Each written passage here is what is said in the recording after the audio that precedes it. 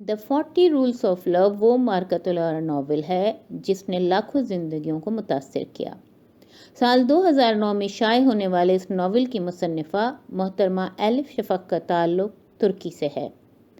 اس novel کی اشاعت 40 سے زائد زبانوں میں ہوئی ہے اور آن لائن اس سے مستفید ہونے والے افراد کی تعداد کا تو کوئی شمار ہی نہیں ہے۔ نومبر 2019 میں بی بی سی نیوز نے اس ناول کو 100 موسٹ انفلوئنشل ناولز میں شامل کیا ہے۔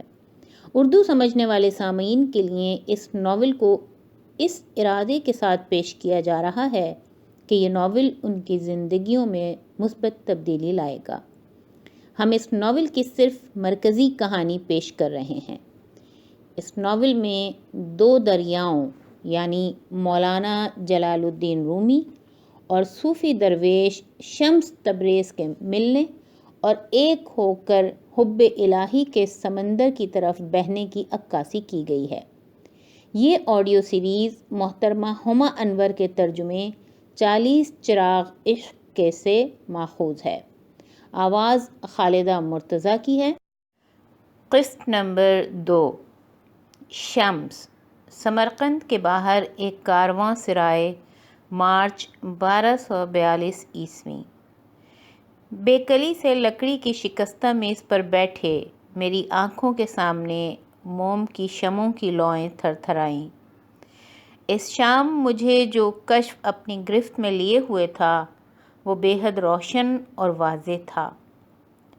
کھلے ہوئے زرد گلابوں سے بھرے صحن والا ایک بڑا سا گھر اور اس صحن کے درمیان دنیا کے خنک ترین پانی والا کنواں۔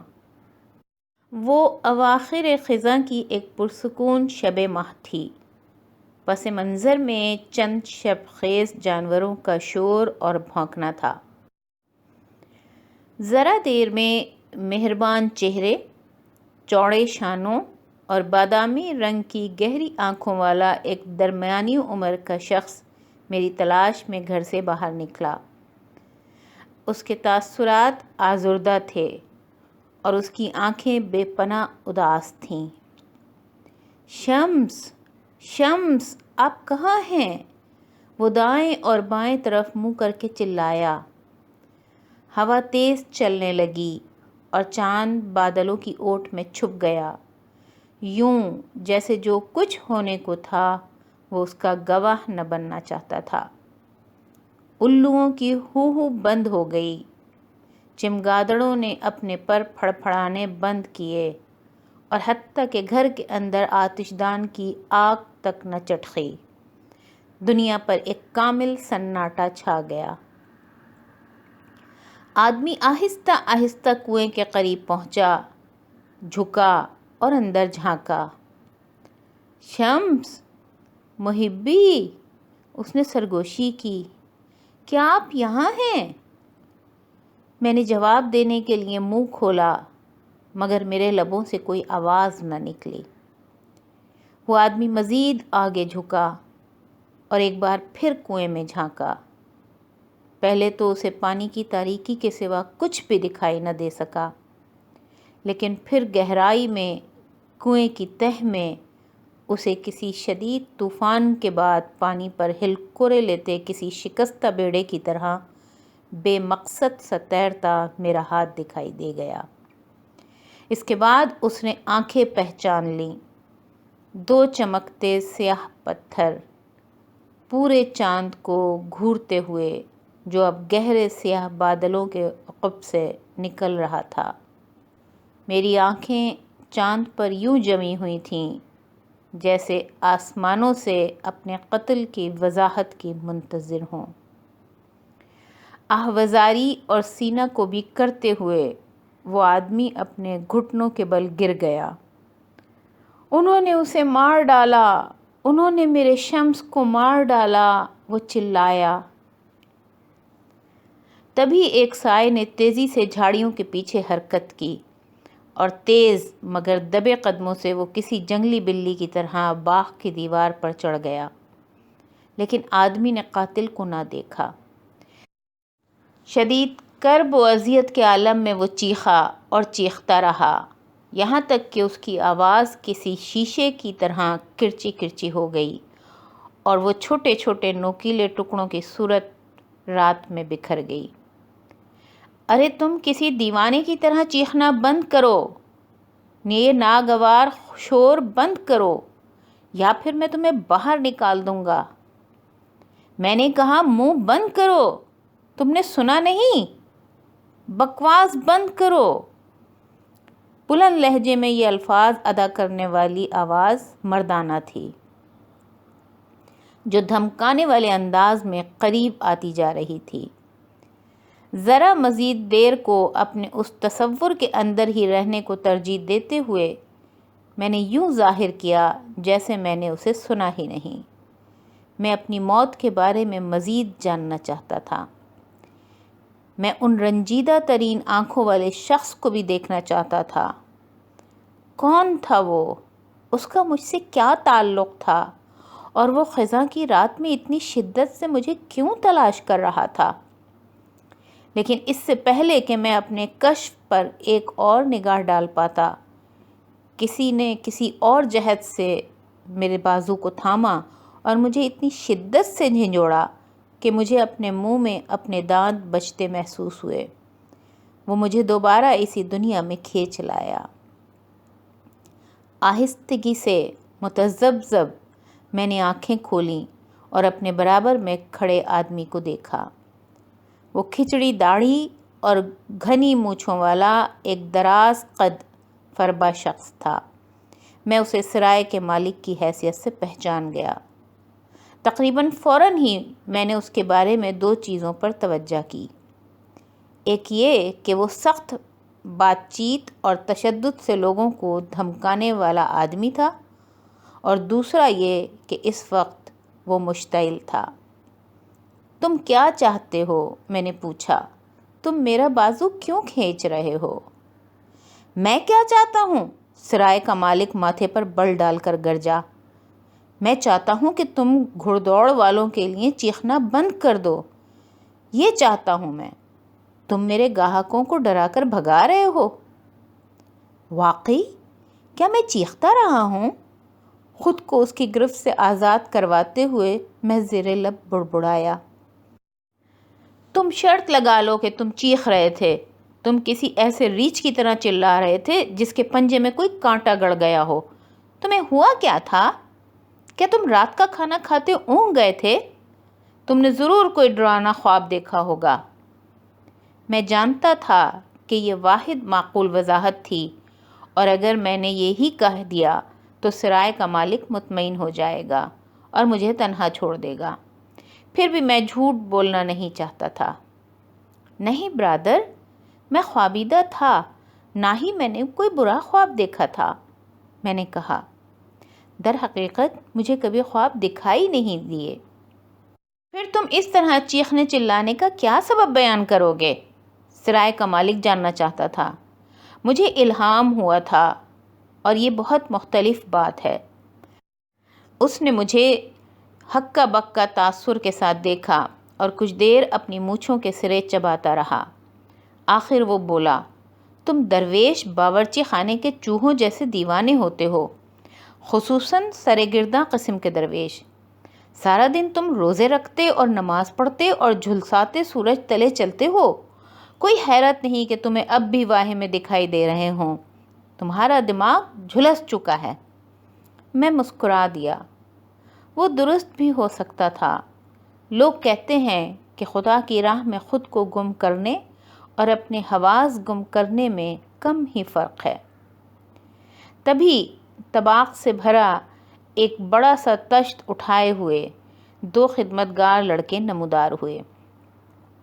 تازہ بھنی بکری، خشک نمکین مچھلی، مرچ مسالے والا بکرے کا گوشت، گندم کی روٹی، کوفتوں کے ساتھ چنے، دال کا شوربہ اور دمبے کی دم کی چربی کے ساتھ فضا کو پیاز، لہسن اور مسالوں کی خوشبو میں معطر کرتے ہوئے وہ دالان میں گھوم کر وہ سب تقسیم کرنے لگے۔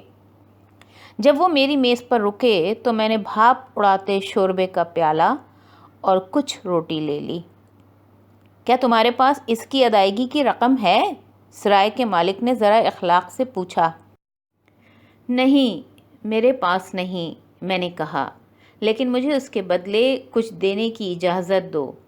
کھانے اور کمرے کے بدلے میں تمہارے خوابوں کی تعبیر بتا سکتا ہوں۔ اس بات کا جواب اس نے کولوں پر ہاتھ رکھ کر حقارت سے ناک چڑھا کر دیا۔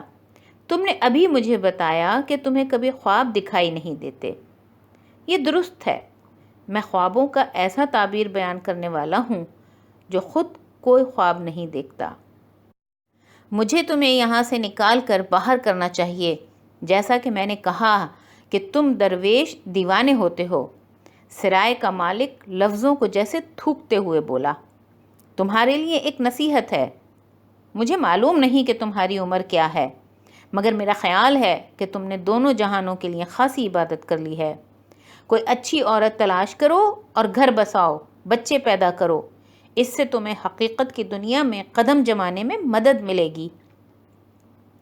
کیا تک ہے دنیا بھر میں گھومنے پھرنے کی جب ہر طرف خواری اور مصیبت ہی ہے؟ میری بات کا بھروسہ کرو، دنیا میں کچھ نیا نہیں ہے۔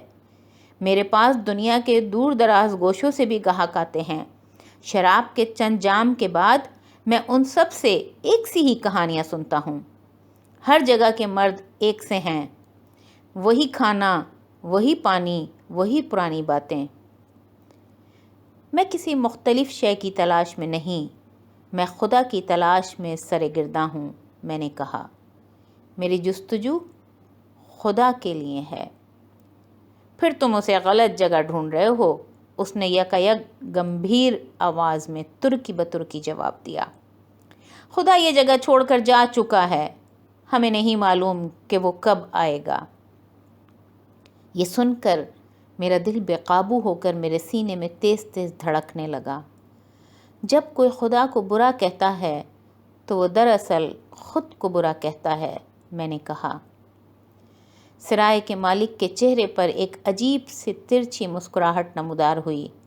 اس کے چہرے پر مجھے تلخی اور برہمی دکھائی دی، اور کچھ ایسا جو بچکانہ سی تکلیف سے مشابہ تھا۔ کیا خدا نے کہا نہیں کہ میں تمہاری شہرک سے زیادہ قریب ہوں؟ میں نے پوچھا۔ خدا کہیں دور افلاک پر نہیں بستا، وہ ہمارے اندر موجود ہے، ہم میں سے ہر کسی کے اندر۔ اسی وجہ سے وہ کبھی ہمیں تنہا نہیں چھوڑتا۔ وہ خود اپنے آپ کو کیسے چھوڑ سکتا ہے؟ لیکن وہ واقعی تنہا چھوڑ دیتا ہے، سرائے کے مالک نے اپنی سرد اور سرکش نگاہوں کے ساتھ تبصرہ کیا۔ اگر خدا موجود ہے تو پھر ہماری تکلیف پر وہ انگلی کیوں نہیں ہلاتا؟ تو یہ بات اس کے بارے میں ہمیں کیا بتاتی ہے؟ یہ پہلا اصول ہے برادر، میں نے کہا۔ ہم خدا کو کیسے دیکھتے ہیں، یہ اس بات کا براہ راست عکس ہے کہ ہم خود کو کیسے دیکھتے ہیں۔ اگر خدا کے نام پر ہمارے ذہن میں خوف اور ملامت ہی آتے ہیں تو اس کا مطلب ہے کہ ہمارے اندر بہت خوف و ملامت جمع ہو چکے ہیں۔ اگر ہم خدا کو محبت اور رحم سے بھرا دیکھتے ہیں تو ہم بھی ایسے ہی ہیں۔ سرائے کے مالک نے فوراً اعتراض کیا، لیکن میں دیکھ سکتا تھا کہ میرے الفاظ نے اسے حیران ضرور کر دیا تھا۔ یہ اس بات سے کیسے مختلف ہے کہ خدا ہمارے تخیل کی پیداوار ہے؟ میں سمجھ نہیں پایا۔ لیکن میرے جواب میں وہ ہلچل مخل ہوئی جو اندر دالان میں اٹھی تھی۔ جب ہم اس سمت میں مڑے تو ہمیں دکھائی دیا کہ دو غیر مہذب سے آدمی نشے کے عالم میں دوسرے گاہکوں کو دھمکا رہے تھے، ان کے پیالوں سے کھانا چھین رہے تھے، ان کے پیالوں سے پی رہے تھے، اور اگر کوئی احتجاج کرتا تو مکتب کے دو شرارتی لڑکوں کی طرح ان کا مذاق اڑا رہے تھے۔ کسی کو ان فسادیوں سے نمٹنا چاہیے، تم کیا کہتے ہو؟ سرائے کا مالک اپنے دانتوں کو بھینچ کر پھنکارا۔ اب مجھے دیکھو۔ ایک لہجے میں وہ دالان کے آخری سرے پر پہنچا، ایک نشے میں چور گاہک کو اس کی نشست سے اٹھایا اور اس کے چہرے پر مکہ دے مارا۔ وہ آدمی ضرور اس سب کی توقع نہ کر رہا ہوگا، کیونکہ وہ کسی خالی بوری کی طرح فرش پر گر گیا۔ ہونٹوں سے ہلکی سی آہ نکلی جو بمشکل سنائی دی اور اس کے سوا اس نے کوئی شور نہ کیا۔ دوسرا آدمی نسبتاً طاقتور ثابت ہوا اور اس نے پوری شدت سے لڑائی کی، لیکن سرائے کے مالک کو اسے بھی ہرانے میں زیادہ دیر نہ لگی۔ اس نے اپنے غیر مہذب گاہک کی پسلیوں میں لات ماری اور پھر اس کے ہاتھ پر پیر رکھ کر اسے اپنے بھاری جوتوں سے کچلا۔ ہمیں انگلیاں چٹکنے کی آواز سنائی دی یا کچھ اس سے زیادہ۔ رک جاؤ، میں بے ساختہ بولا، تم اسے جان سے مار دو گے، کیا تم یہی چاہتے ہو؟ ایک صوفی کے طور پر میں نے زندگی کی حفاظت کرنے اور کسی کو نقصان نہ پہنچانے کا حلف اٹھایا تھا۔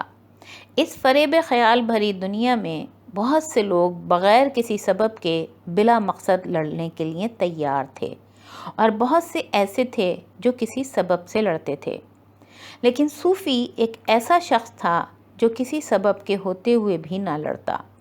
کوئی صورت نہ تھی کہ میں خود تشدد کی راہ اپناتا، مگر میں خود کو سرائے کے مالک اور اس کے گاہکوں کے درمیان کسی نرم کمبل کی طرح گھسا سکتا تھا کہ وہ ایک دوسرے سے دور رہیں۔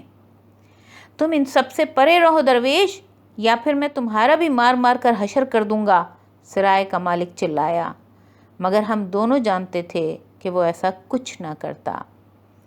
چند ثانیے کے بعد جب خدمتگار لڑکوں نے دونوں گاہکوں کو اٹھایا تو ایک کی انگلیاں ٹوٹ چکی تھیں، جبکہ دوسرے کی ناک سے خون ہر طرف پھیل گیا تھا۔ دالان میں ایک خائف سی خاموشی اتر آئی۔ اپنے اس روب پر متفاخر جو اس نے سب پر طاری کیا تھا، سرائے کے مالک نے ایک ترچھی نگاہ مجھ پر ڈالی۔ جب وہ دوبارہ بولا تو یوں لگا جیسے وہ آس پاس ہر کسی سے مخاطب تھا۔ اس کی آواز بلند اور سرکش تھی، کھلے آسمان میں چلاتے کسی حملہ آور پرندے کی طرح۔ تم نے دیکھا درویش، ہمیشہ سے ایسا نہ تھا۔ تشدد میرا عنصر نہیں تھا، مگر اب ہے۔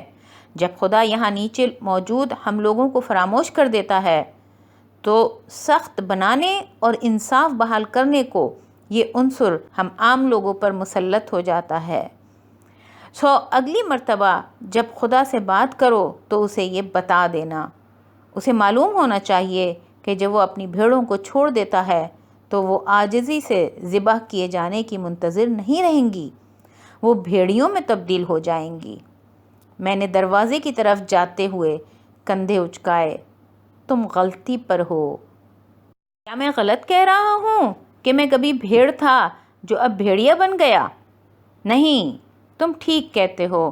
میں بلا شبہ دیکھ سکتا ہوں کہ تم بھیڑیے بن چکے ہو، لیکن تم یہ غلط کہہ رہے ہو کہ جو کچھ تم کر رہے ہو وہ انصاف ہے۔ رکو، میری تم سے بات ابھی ختم نہیں ہوئی، میری پشت پر سرائے کا مالک چلایا۔ تم میرے مقروض ہو، کھانے اور بستر کے بدلے تمہیں میرے خوابوں کی تعبیر بتانا تھی۔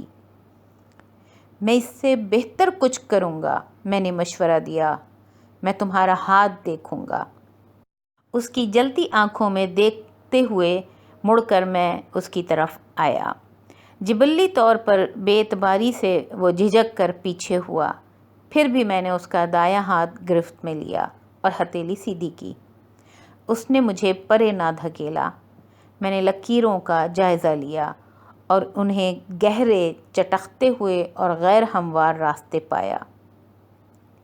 ذرا ذرا کر کے اس کی شخصیت کے حالے کے رنگ مجھ پر آشکار ہوئے، خاکستری، بھورا اور نیلا، اس قدر ہلکا کہ وہ تقریباً سرمئی تھا۔ اس کی روحانی توانائی کھوکھلی ہو چکی تھی، کنارے ہلکے کمزور تھے، یوں جیسے اس میں بیرونی دنیا سے اپنے دفاع کے لیے مزید سکت نہ رہی تھی۔ اپنے باطن میں وہ شخص کسی مرجھاتے پودے سے زیادہ زندہ نہ تھا۔ اپنی روحانی توانائی کے نقصان کو پورا کرنے کے لیے اس نے اپنی جسمانی طاقت بڑھا لی تھی، جسے وہ حد سے زیادہ استعمال کرتا تھا۔ میرا دل تیز تیز دھڑکنے لگا، کیونکہ مجھے کچھ دکھائی دینا شروع ہو چکا تھا۔ پہلے دھندلا سا، یوں جیسے پردے کے پیچھے، پھر بڑھتی ہوئی وضاحت کے ساتھ، میری آنکھوں کے سامنے ایک منظر نمودار ہوا۔ ہلکے بھورے بالوں والی ایک لڑکی، گودے ہوئے سیاہ نقش والے عریاں پیر اور اس کے شانوں پر پھیلی کشیدہ کاری والی سرخ شال۔ تم نے اپنی محبوب کو کھو دیا ہے، میں نے کہا اور اس کی بائیں ہتھیلی تھام لی۔ اس کی دودھ سے بھری چھاتیاں اور اس کا پیٹ اس قدر پھولا ہوا جیسے پھٹ جائے گا۔ وہ آگ میں گھرے جھونپڑے میں پھنسی ہے۔ گھر کے گرد جنگجو ہیں، نقرئی زردوزی زین والے گھوڑوں پر سوار، سوکھے چارے اور انسانی گوشت کے جلنے کی بوجھل بو۔ منگول گھڑ سوار، ان کی چپٹی اور پھیلی ہوئی ناکیں، موٹی اور اندر کو گھسی ہوئی گردنیں اور پتھروں جیسے سخت دل، چنگیز خاں کی طاقتور فوج۔ تم نے اپنے 2 پیاروں کو کھویا ہے، میں نے اپنی تصحیح کی۔ تمہاری بیوی تمہارے پہلے بچے سے حاملہ تھی۔ اس کی تنی بھویں سیدھی ہو گئیں، اس کی آنکھیں اپنے چمڑے کے جوتوں پر جم گئیں اور اس کے ہونٹ سختی سے بھج گئے۔ سرائے کے مالک کے چہرے پر کسی پڑھنے کے ناقابل نقشے جیسی لکیریں پڑ گئیں۔ اچانک وہ اپنی عمر سے برسوں بڑا دکھائی دینے لگا۔ میرا خیال ہے کہ کچھ ہے جو تمہیں جاننا چاہیے، میں نے کہا۔ اس کی جان آگ کے دھوئیں نے نہیں لی تھی۔ اس کے سر پر چھت کی لکڑی کا ایک تختہ آ گرا تھا۔ وہ فوراً ہی مر گئی تھی، بغیر کسی تکلیف کے۔ تم نے ہمیشہ خیال کیا کہ اسے بڑی اذیت ہوئی ہوگی، لیکن حقیقت میں اسے ذرہ برابر تکلیف نہ ہوئی تھی۔ سرائے کے مالک نے کسی ایسے بوجھ سے جھکے جسے صرف وہی سمجھ سکتا تھا، اپنی بھویں اچکائیں۔ اس کا لہجہ یہ پوچھتے ہوئے چڑچڑا سا ہو گیا، تم یہ سب کیسے جانتے ہو؟ میں نے سوال نظر انداز کر دیا۔ تم اس کی مناسب تدفین نہ کرنے پر خود کو الزام دیتے رہے ہو۔ تم اسے اب بھی اپنے خوابوں میں رینگ کر اس گڑھے سے نکلتے ہوئے دیکھتے ہو جہاں وہ دفن کی گئی تھی، لیکن تمہارا دماغ تمہارے ساتھ کھیل رہا ہے۔ سچ یہ ہے کہ تمہاری بیوی اور بیٹا دونوں ٹھیک ہیں، ابدیت میں سفر کرتے، روشنی کے کسی دھبے کی طرح آزاد۔ میں نے پھر ہر لفظ کو ناپتے تولتے مزید کہا، تم بھیڑ بن سکتے ہو کیونکہ وہ ابھی بھی تمہارے اندر موجود ہے۔ یہ سن کر سرائے کے مالک نے اپنا ہاتھ یوں پرے کھینچ لیا جیسے اس نے کسی گرم برتن کو چھو لیا ہو۔ میں تمہیں پسند نہیں کرتا درویش، وہ بولا۔ میں تمہیں آج رات یہاں قیام کرنے دوں گا، لیکن یاد رکھو صبح ہوتے ہی چلے جانا۔ میں تمہاری صورت دوبارہ یہاں نہیں دیکھنا چاہتا۔ ہمیشہ ایسا ہی ہوتا تھا، جب آپ سچ بولتے تو لوگ آپ سے نفرت کرنے لگتے تھے۔ آپ جتنا محبت کے بارے میں بات کریں گے، لوگ اتنی ہی آپ سے نفرت کریں گے۔